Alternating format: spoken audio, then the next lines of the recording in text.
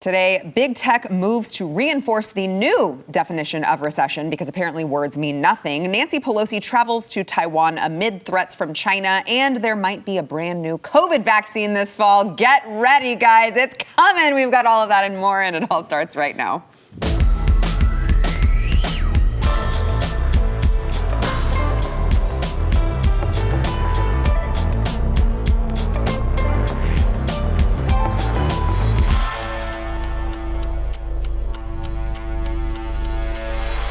Welcome to the news and why it matters. I am Sarah Gonzalez, and it is going to be a spicy Monday. We've got Alex Stein, BlazeTV contributor, and of course, host of Conspiracy Castle, which you should be subscribed to on YouTube in addition to his other channel, Alex Stein.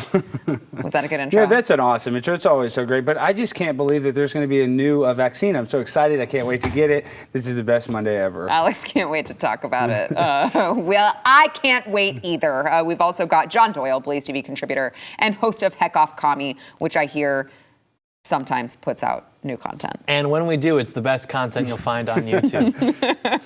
All right, so I want to get into, we can talk about all this inflation and changing the definitions and all of that, but talking of Joe Biden, I just wanted to point out, you know, he obviously has had COVID, tested negative, so he removed himself from isolation and went doddering about again, as he does. And whoopsies, he actually tested positive for COVID Saturday after 4 consecutive negative tests and returned to isolation. His doctor explained that rebound positivity, quote, is observed in a small percentage of patients treated with Paxlovid.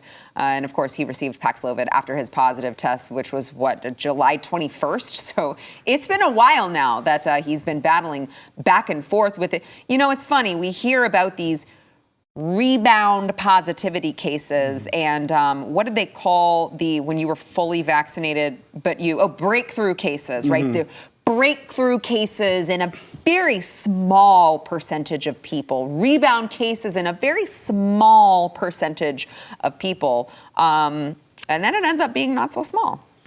Yeah, I mean, if I was vaccinated for measles 4 times and still got measles, I would have a little doubt about the vaccine. But this vaccine is safe and effective. And let's not forget how much worse it would have been if he wasn't vaccinated. So you're just going to be very thankful Joe Biden was for his 4th vaccine. It was, very light and, very not noticeable symptoms. My favorite, we worship the altar of Big Pharma. We thank Big Pharma that it wasn't worse, was a story on where the guy actually died. And they were like, we're just really thankful that it could have been worse. I was like, wait, what? Yeah, I saw that. Died worse? I don't understand. It would have been even more of a vicious death. But yeah, I mean, that's where we are in the clown world. And you know this, I know this, John knows this, but the sad part of society is I don't think they do know this. I think there's a huge elephant in the room and they're not realizing it. Like these people are still now on their 4th, potentially their 5th booster. And, they think obviously it's very effective. Yeah, you have to wonder how much taxpayer funding went into the focus group studies that came up with as their PR strategy. And then the guy who incessantly told everybody they wouldn't even need to get a booster, just the vaccine because it's than a booster to be safe. Now he's had 4 of them and he still gets COVID and it's not even threatening. So on the one hand, it's funny because it was told you have to get the vaccine because this is such a deadly disease. Your grandma's gonna die. This guy's 80 years old, obviously senile, and he's now got COVID. And there's not even any concern about his health. It's just kind of oh, I've got COVID, better not spread it. But no one's really concerned about it. Maybe because everyone kind of knows the country might be a little bit better off if he doesn't exactly win the battle, but also because no one actually believes it's a lethal disease. But it's also funny because he has the vaccine that was supposed to prevent against that, and he still got it anyways. So. And then he took the drug that was manufactured by the same people who provided the vaccine that he got 4 times and still ended up with COVID. Paxlovid's great. I'm on it right now. I just kind of take it for fun. But John, I have to refute what you just said. Could you imagine the hellscape America would become if Kamala Harris was our president? That's a great point. That is a great point. I mean, I think she's the only person probably worse than Joe Biden, honestly. That's accurate. I'm not a Kamala fan. Executive order for abortion up until 9 years after birth. And then just imagine if something happened to Kamala, then we'd be stuck with Nancy Pelosi, who's about to start World War III. So and there is also something charming about Biden's not really knowing what's going on. Like everyone's like, I can't afford bread, and he's just, there with the chocolate chip and the aviators. He just doesn't even know where he is. That's almost better than Kamala Harris and her press secretary trying to like gaslight us into being convinced that our grocery bills don't matter. Almost.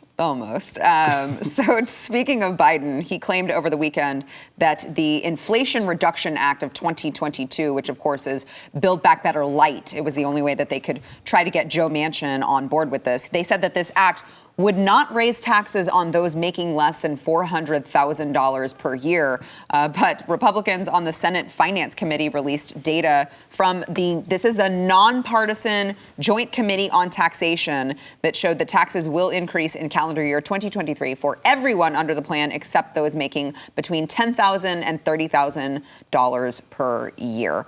So there are slight increases for every single pay group as you get higher and higher.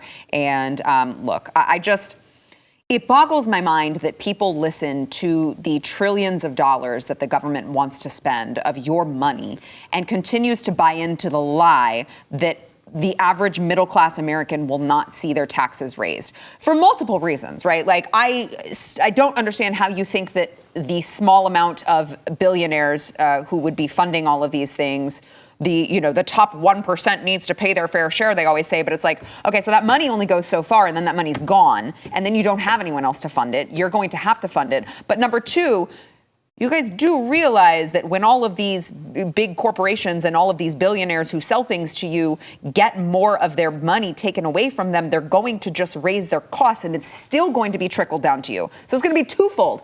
I don't understand how these people say, you're not going to pay more in taxes if you make less than $400,000 a year. You don't have to worry about it. And they're like, oh, that math makes sense. Well, as a resident BlazeTV economist, the best way to combat inflation is to tax the citizens more. It's just common sense. And on top of that, people don't realize, I think it's like 1% of the population has 99% of the wealth. It's something rough like that. And until that ever changes, there's never going to be a middle class. So I think it's just pretty obvious right now that they're literally trying to destabilize the middle class. Like, that's not a conspiracy, in my opinion. By the way, there's a study that came out from Penn Wharton that actually looked at this plan, and they said that the Inflation Reduction Act would actually slightly increase inflation until 2024. So exactly. Yeah, it's totally sinister how through their action they're stealing from you in terms of the value of the money you have, and then they're telling you, well, the only way that we can reverse the course is to actually directly take that money from you, which will then make whatever you have left actually more valuable. But if you look at even the history of taxation in this country in terms of income tax, it's always marketed as, the rich people need to pay their fair share, and then it starts with that. But the rich people are never going to do that. They're just not. The elite class is the state. They're always going to find ways around that. So it always gets extended to the middle class and to the lower class. And our problem isn't necessarily that like rich people aren't paying their fair share, the elites aren't paying their fair share. It's just that they are hostile towards normal Americans. Like if you look at the founding era, for example, our founding fathers were not, common men. They were aristocrats. Like you can go to George Washington's estate, you can go to Monticello. These guys were like, I was going to use the pimp word because I'm looking at Alex Stein, but these guys are like total ballers, and then they just so happen to not be terrible people. Whereas our current elite class is comprised of terrible people who hate Americans, and that's the problem. And one thing, guys, we have a million new citizens that just crossed the border, and they're all going to pay taxes. So every single one of them. So things are going to get way better. Thank you, Joe Biden. So I want to talk about, words mean nothing, I think, to the left. We've seen this happen with numerous definitions, numerous words over the years. I mean, what is a woman? They can't seem to define something as basic as that. And now, speaking of the term recession, which, of course, the left wants to conveniently redefine when we are in one, all of a sudden it is not 2 negative quarters of GDP growth. No. It's much more nuanced than that, they tell us. Well, Meta's third-party fact checkers have flagged as false information posts on Instagram and Facebook accusing the Biden administration of changing the definition of recession in order to deny that we are there. So here you guys can see who are watching. This is a fact check from PolitiFact. Partly false. No, the White House didn't change the definition of recession. Don't worry, nothing to see here. And as you see on the screen, these are independent fact checkers. Okay, so you know that they are correct, and you are the one who is mistaken and misinformed. I do want to add to this story because I found it so incredible. Chad Prather, our friend Chad Prather, who is actually taping next door right now, he told me this. I didn't believe it. When you go on Instagram to try to tag him in anything, they ask you, they double confirm, they say, are you sure you want to tag this user? Because they have been a big spreader of misinformation. Yes. And you have to confirm, yes, I want to tag them anyway, and then they will allow you to tag him. It's absolutely bonkers crazy. And he's like, I can't even find where there are violations on my account. Well, I'm in the same boat. Yeah, you can't tag me either on Instagram. Really? Yeah, you can't tag me. That's so yeah. wild. Yeah, but we are in 1984. This is like literally out of a, they call it Orwellian. It is Orwellian. I mean, you think about this. The only place that we have free speech left is when I go to these city council meetings and dress up as a woman and scream that I have a vagina. But if you try to do that on the internet, they would cut you off. So literally, free speech is gone. They're changing the definitions of words on Wikipedia. They're changing it in the media. And we know with the massive inflation right now, people are struggling. But the White House is just looking right in your face and saying, oh, everything's fine. And the people believing it are suffering from cognitive dissonance. Yeah. It also just shows the rot at virtually every level of our institutions, where intelligent people would never be like, oh, this is too nuanced, because intelligent people and competent people, they take complex ideas and they reduce them so that they can be explained to like everybody. Unintelligent people have to compensate by being like, oh, well, this thing that you think is easy is actually so much more nuanced than you could ever understand, blah, blah, blah. It's like the totally inverse operation. And so, yeah, you've got this totally credentialized and, anti-meritocratic system that is now existing in DC. And you can see the results of it, whether you're paying your bills and you can't afford it, or when they're even trying to explain why you can't pay your bills and you're like, oh, you stupid people, you could never understand a recession. Right. You would never go and ask your son, hey, can I borrow your AP Econ textbook and like turn to page 3? You could never understand this.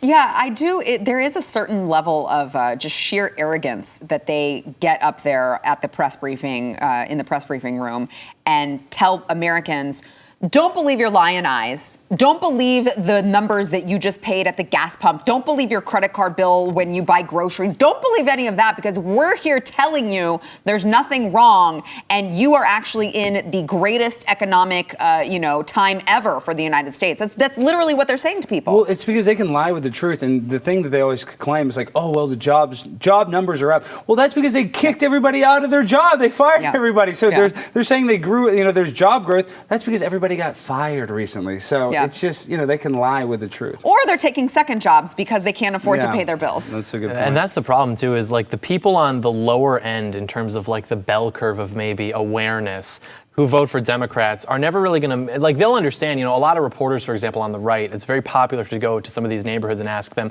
thoughts on Joe Biden, and you'll have Democrat voters say very colorful and silly things about President Biden, but they're still going to vote for him because they don't make that connection, even if they say in the moment they don't like him. And then the people who are at the higher end of it, they're immune from the consequences, so they don't actually care. It's like, oh, we're just not doing liberalism properly. Like, even if you look at the support for the Ukraine or us getting involved in Ukraine, by income, the people most likely to support it are people whose households are making over $200,000 a year. And as you scale back in likelihood to care about that, because they're so separated from what is actually affecting the lives of day-to-day Americans that they have to invent these problems for themselves to conquer.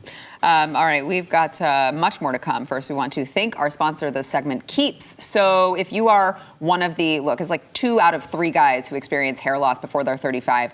It's not your fault. It's just the DNA that you were born with, but you can flip the odds in your favor and save your hair with Keeps. They have the same FDA-approved hair treatments available, but it's going to be, not just is it going to be online, it's also going to be the generic treatment, and it's going to save you a ton of money, and you can do it from the comfort of your own home. 66% of men actually experience a regrowth of their hair with Keeps, so you actually might be able to regrow that hair back. You got no waiting rooms, no pharmacy visits. They deliver it directly to your door at half the cost. You've got a Keeps doctor available 24/7 that you can message. And look, if you are balding, it's time to just go for it. Take the plunge. Try Keeps. What do you have to lose except more of your hair? Do you get it? You can go to keeps.com/Y for 50% off your first order. That is keeps.com/Y. Keeps.com/Y. House Speaker Nancy Pelosi is expected to visit Taiwan during her trip to Asia this week. This is despite there being no mention of the country in her itinerary released over the weekend. possibly having to do with the giant threat that China gave us. So it's obviously not clear when she's going to arrive in Taiwan, but she is expected to stay there overnight, according to several officials. And this is going to be the first time a House Speaker has visited Taiwan in 25 years, comes amid warnings from top White House officials, including Joe Biden. Obviously, China says Taiwan is actually ours, and they are not sovereign. And they said, they were basically like, yeah, if Nancy Pelosi, if she goes there, then we're going to shoot down her plane. So it's quite a predicament that Nancy Pelosi was in. Well, John has something very snarky to say. I have nothing. Okay, no, it's not snarky. That would be a tragedy. Are you saying if this woman, who is an American hero and patriot, enters into what is internationally recognized to be Chinese airspace and goes there to stoke the embers of World War III, if she were shot down, I don't even know what I would do. I would be so beside myself. I would retire from politics. I might even light myself on fire in demonstration if that were to happen. Well, she has such big bazongas. If the plane crash, she would live. She could absorb it and it would like bounce off. No, but on a serious note, so I was doing my little research, and as a geopolitical expert at the Blaze, I'm the everything expert here. If anybody's wondering, we actually went to Taiwan in 1997. Newt Gingrich, it's hard to say that last name, sorry. He went there in 97, but he was the opposition because he was a Republican while Clinton was a president. It wasn't a big deal, but because she is the Democrat, the same as Joe Biden, that's why this is even a bigger deal, is from my understanding. So, yeah, I think she's trying to stoke the flames of World War III, and it's pretty obvious it's like they're not going to take it very well. Yeah, of course, quite a predicament, because once you announce you make this big production over the fact that you're visiting, and then China's like, yeah, if you do that in a military plane, we're going to shoot you down. And then they're like, oh, crap. Well, we can't back down now because we can't show weakness to China, but also, probably don't want a jet shooting her plane down. So what do we do? Didn't get much clarification from White House Press Secretary Karine Jean-Pierre, who is just, let me just tell you, I always feel like I have to point out just a great display of where affirmative action gets you. Here is Karine Jean-Pierre refusing to address the Chinese threat to shoot down Nancy Pelosi's plane. Watch. An official who is associated with Chinese state media is suggesting that if Speaker Pelosi tries to go to Taiwan, her plane could be shot down. Does the president have a response to that? I've been asked about, I know you're asking specifically about the rhetoric that we're hearing from China. Yes. But as it relates to the speaker's travels, it's something that we're just not going to speak to right now. That's a hypothetical. I mean, we are not we're just not going to speak on her schedule. As we have said multiple times, we give advice and guidance to any members of Congress where they travel, to the region they travel, whether an advice on geopolitical situation in the region or in the country, and any national security issues that may arise. But again, I'm not going to speak to a hypothetical. Well, that was 1 minute of my life I can't get back, where she said absolutely nothing and didn't answer the question. Well, she's speaking on a hypothetical, but I don't think there's anything hypothetical about Nancy Pelosi saying she's going to go to Taiwan. But this is put on my tinfoil hat. I feel like at the same time... Do you have to put it on, or does it just always stay on? Well, it's a little different. Sometimes I take it off. Since I'm the tinfoil hat expert at BlazeTV. My point being, it's like, I think that economically that we rely on China so much, and I think they rely on us too. So I don't know. The idea that we're going to have World War III, I also think, this is conspiratorially thinking, they can't have a World War III because then both of our economies would crash unless that's what they want. So that's why I think it won't happen, in my opinion. I don't know. I mean, China's economy is like a real economy based on advanced production. Our economy is already crashing. And markets. And this is so interesting to me because the right literally thinks that the CCP, the Chinese Communist Party, they think they're actually like communists. They're not. I mean, the translation is weird, but the actual translation of what that party is called in English is something to the effect of like the people's worker. It's not like actually, Marxist in the way that we might understand like the left in America to be, which maybe is going to be an unpopular take, but it's true regardless. But yeah, their economy is like based on markets and advanced manufacturing and things. Our economy is based on like weird debt and usury and services and like laptop jobs, and we don't really make anything here anymore. So I don't know what's exactly going to to happen, but I think our country is wildly inept to deal with the way that serious countries handle themselves. Like our country, whether it was with Russia or now China, thinks that they can actually like nag these countries into backing down by just like, these passive aggressive little jabs, like, oh yeah, we're gonna go, and the country's like, oh well, I'll just shoot down your plane. No, you won't. No, you won't. It's like, yes, they will. So I guess we'll see what happens. Yeah, we will see what happens. China said just earlier today, they stepped up their warning, saying that its military would, quote, not sit idly by if the visit does happen. I'm just saying, I welcome our Chinese overlords because if in the event that there is a war, I'm just saying they've been preparing for this very moment for a very long time, and our military has been like watching videos about LGBTQIA plus apostrophe S inclusivity. So if it happens, I got my money on China. Speaking of which, I assume this audience is an audience of readers, very smart people who like to read books. The greatest book I think I've ever read on politics, period, is a book called America Against America. It was written by a guy named Wang Huning, I think. He's the top political scientist of the CCP, widely regarded to be responsible for Xi Jinping's rise to power. If you read that book, I mean, it's written exactly like if an alien came to this country and diagnosed explicitly all of the problems. It was incredible to me. It's like it was written 40 years ago, but it's aged perfectly, like a fine wine. You can find it on Amazon for like $30. Highly recommend. Well, the only book I've ever read is 50 Shades of Grey, and that had a lot of political ideology in it. And let me just tell you something. In that book, and I hate to use this, the swear jar, in that book, it talked about getting and it looks like America might be getting if Nancy Pelosi goes to Taiwan. No. Excuse my French. The official News and Why It Matters reading list. There it is. 50 Shades of Grey. All right, so I want to, before we take a break, I do want to get to Peter Doocy, again, just doing God's work, the only one in there asking the questions that need to be asked that really keep Karine Jean-Pierre on her feet. He was asking why the Biden administration is, in fact, building a freaking wall on the United States-Mexico border if that was so racist when Trump tried to do it. Watch her walk out of this one. It's kind of fun. Why is the Biden administration building a border wall in Arizona? So we're not finishing the wall. We are cleaning up the mess the prior administration left behind. But President Biden, when he was a candidate, said there will not be another foot of wall constructed in my administration. Whoopsies. So what changed? We are not finishing the wall. By finishing the wall.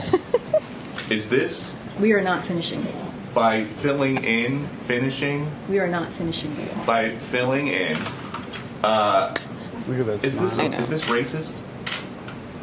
Because in 2019, when the former guy was proposing a wall, you said that it was his racist wall. So how is this any different? I'm just having a hard time understanding how this is any different. I'm not even sure how you get to your first question to this question that you just asked me. I will say this: a border wall. I'm answering your question. Great. A border wall is ineffective use of taxpayer dollars. Then why are you building it? Would be my question. I just love that, like, the Democrat Party, it has just completely embraced refusing to admit that they are trying to enforce an actual border. Like, was that not just a defense of open borders right there?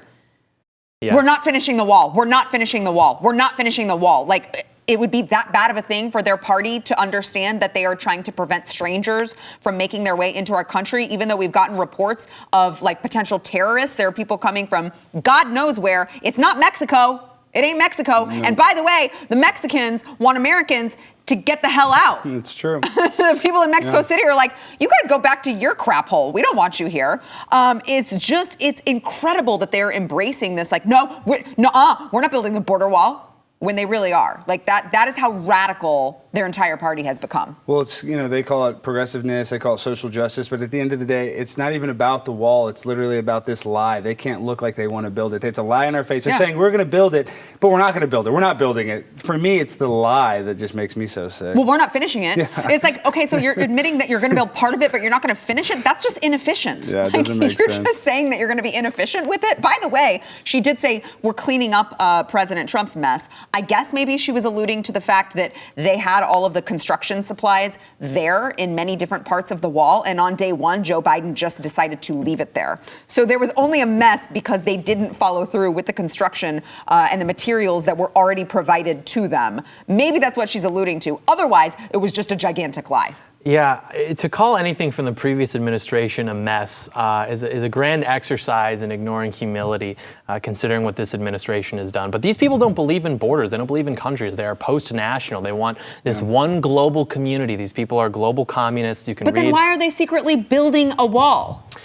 Maybe they're stupid. I don't know. I don't know what the actual motive there would be. From Savannah and Jorge's, coverage, Yuma is the easiest place to cross to. It's like the most, egregious part of the border. So maybe they're just trying to fix that one little hole that's, Well, if they want people to come over, then let them all come over. I mean, it's like admit that there's a problem or not, or say that there's not. But don't do one and not follow through with the other. You have to imagine a lot of it is placating the contempt that, for example, the Border Patrol is filled with guys who, really care about securing the border. And they can't do anything. And I would imagine there's a series of, you have to do something. We're all going to quit. We're all going to quit. And so, we're building this now. But ultimately what's happening is you have millions of people just pouring across because that's what they want. They want the total erasure of the idea of an American identity. And I mean, you can tell, look at the press secretary. You take one look at her and you go, that's a French woman. And that just goes to show exactly how eroded all sense of identity has. It's a liberal world order. I mean, come on. Yeah. All right. We've got more to come. But first, we want to thank our sponsor of this segment, Healthy Cell. So this is the next generation of dietary supplements. If you are taking any sort of supplement right now in pill form, go to your trash can and throw it away because you're not going to absorb most of the nutrients in the pills. These are what studies show. It's not Sarah Gonzalez telling you. It is what the actual science says, not to mention they can be hard to swallow. So you don't want to be spending your money on vitamins that you're not actually absorbing. That is why doctors and nutritionists created Healthy Cell. It's really, really great tasting. It is a gel that you can mix in a yogurt, a smoothie, whatever, or you can just take it straight out of the package, which is what I do. It gives you 165% more absorption than pills. Research has shown that distractions not only hurt productivity, but they can also lead to higher stress and a bad mood, which is not what you want. Focus and concentration are shaping up to be the new superpowers for the 21st century professionals. And look, in 2008, the average amount of concentrated time on a task without distraction was 12 seconds. 5 years later, it's 8 seconds. So that's less attentiveness than a goldfish. Congratulations, people. If you need more focus, more concentration, you've got to try the Focus and Recall. It helps with focus, recall, mental speed, and rapid learning. If it's optimal brain performance you want, you got to check out Healthy Cell. It is healthycell.com/news. Use code NEWS for 20% off of your order. That is healthycell.com/news. Congratulations, everyone. We've done it. The United States government said on Friday it had agreed to a $1.74 billion deal for 66 million doses of a Moderna COVID vaccine updated for the, as we know, very, very deadly Omicron subvariant for use in a fall and winter booster campaign. Not surprisingly, Moderna shares were up 3%. So this is, congratulations, everyone.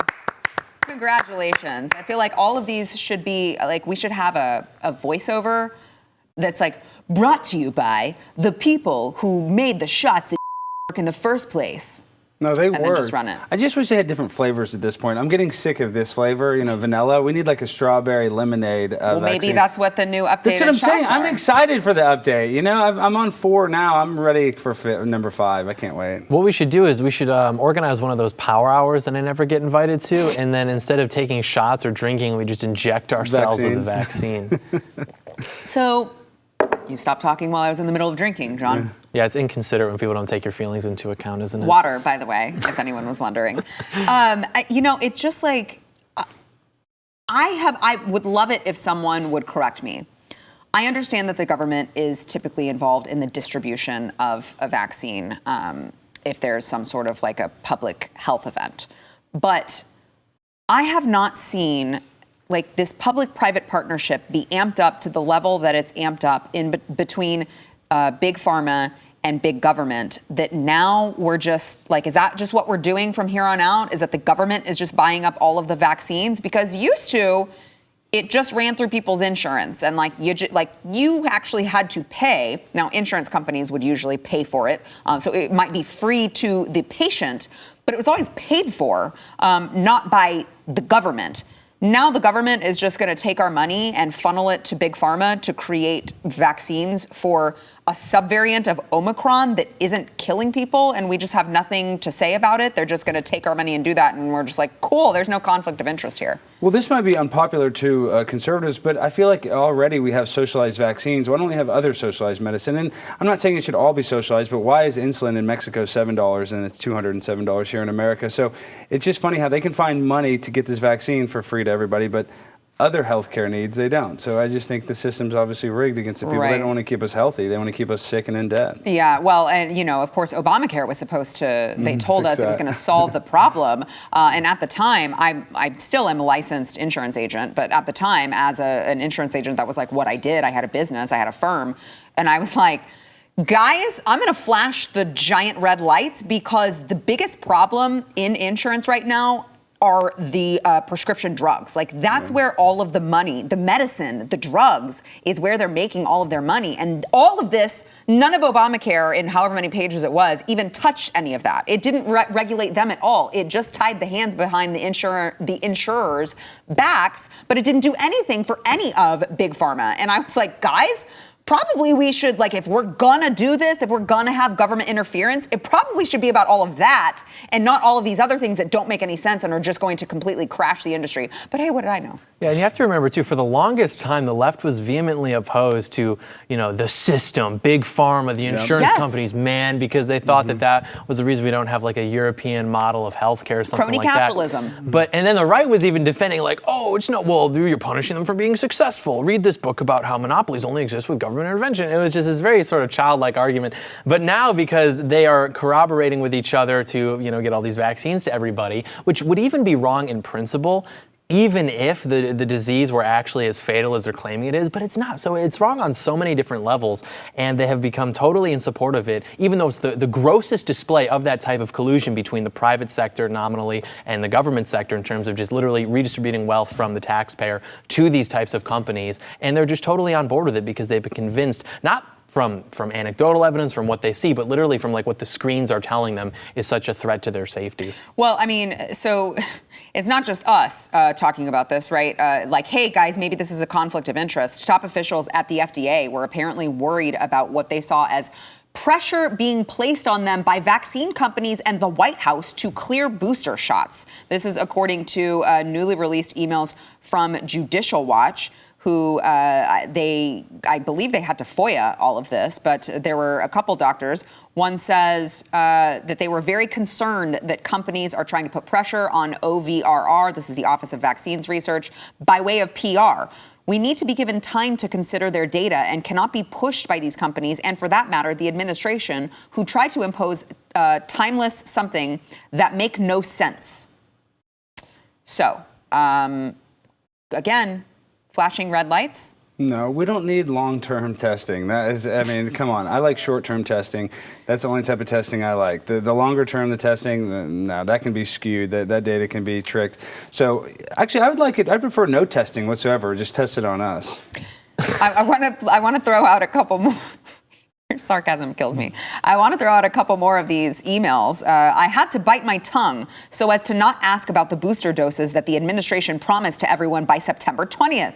He keeps on telling me that following this approval, he will sit down with us to hammer out a plan to get on top of the workload because, quote, while I was gone, he actually did an inventory and determined that our workload is no longer manageable. At the same time, he encourages sponsors to send in submissions, and I am sure promises fast turnaround.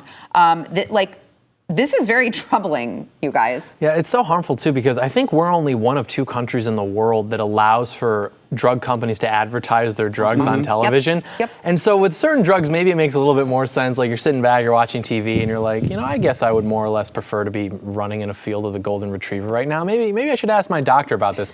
But it's not like anyone's actually sitting at home like feeling like I am dying, I need this. They're seeing everything that's coming out in terms of 1 in 3 Americans will be dead. And they're just like, 1 in 3 Americans. By the way, these people hate people. These are the most cynical, bitter people. They just want to stay inside anyways. And so they're just happy to see their own antisocial tendencies being forced on the rest of the population so that they don't have FOMO or something. I mean, this is not the first story that we've heard of doctors and scientists on the inside going, you know what, we're very uncomfortable with this. It's not science, it's just pure political agendas and political pushes, and we're very uncomfortable. We've heard reports of people actually leaving because they couldn't stomach it. And then, of course, we have people like Peter McCullough, Robert Malone, all of these doctors who, were previously these world-renowned cardiologists and published, all of these things. And now all of a sudden they're kooks because they're speaking out about actual facts and actual science. It's just really sad to see. All right, we've got to take a quick break. We have more to come. First, we want to thank our sponsor, Birch Gold. So, look, guys, we talk about this on the program all the time. The economy is not good right now. Okay, inflation is not good, and if you have a 401k or an IRA, I'm sure you know that if you've checked on it lately, because it ain't good. You're losing money, and this is money that you have earned yourself. Don't let that happen. Stop standing by while your money becomes not just of less and less value, but also less of it, all right? You got to think about investing in gold and silver with Birch Gold Group. They are protecting all of your savings from a highly turbulent economy by diversifying your 401k or IRA into physical gold. It is not too late. Just text the word Y to 989898. You're going to get a free information kit on diversifying and protecting your savings with precious metals. Historically, this has been and continues to be a very, very good investment. So don't stand by while you lose more money. Text the word Y to 989898 for that free info kit. That is 989898. San Francisco is holding an annual sexual festival, popular among the gay men this weekend, even though the city has already declared a local health emergency due to the spread of monkeypox. I love this picture that they're showing right now. For those of you who are listening, they're showing a Daily Wire article. But the picture that is included says, monkeypox is not just a gay thing. And we're told that it's very stigmatizing to actually speak statistics and say that, 98% of people who have monkeypox are gay men, and specifically gay men who are going to orgies and bathhouses, which I would not advise doing at all, ever, even not during a monkeypox outbreak, but probably keep it in your pants for a little bit if you hear that there is a monkeypox outbreak. But local health emergency over in San Francisco over the spread of monkeypox. Surprisingly, no businesses are being shut down, okay? Mm-hmm. You're still allowed to go to all the gay orgies that you want. And they're just just cover your oozing lesions from monkeypox if you do decide that you do want to go to the Up Your Alley Leather Fetish Festival.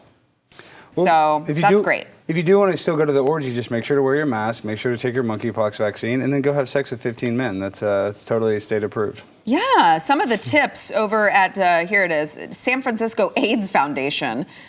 Door, which is what they call Door Alley, is sometimes what they call the Up Your Alley festival. Door is here, but so is monkeypox. Here are some ideas to reduce your risk and still enjoy your favorite kink and fetish festival in San Francisco. There's never been a better time to dress from top to bottom in latex or leather. I hate this. Why is California such a dumpster fire? This is disgusting. This is disgusting. There's a few volcanoes that are pretty close by that I think are overdue in terms of when they're supposed to erupt. So they're going to keep waving the pride flag, mocking God's promise to Noah to never flood the earth again, but they stoke his embers. So maybe they'll see what happens. Guys, Alex, I know you have something to say. Okay, look, I'm not making this up. It says, take a friend to the dungeon.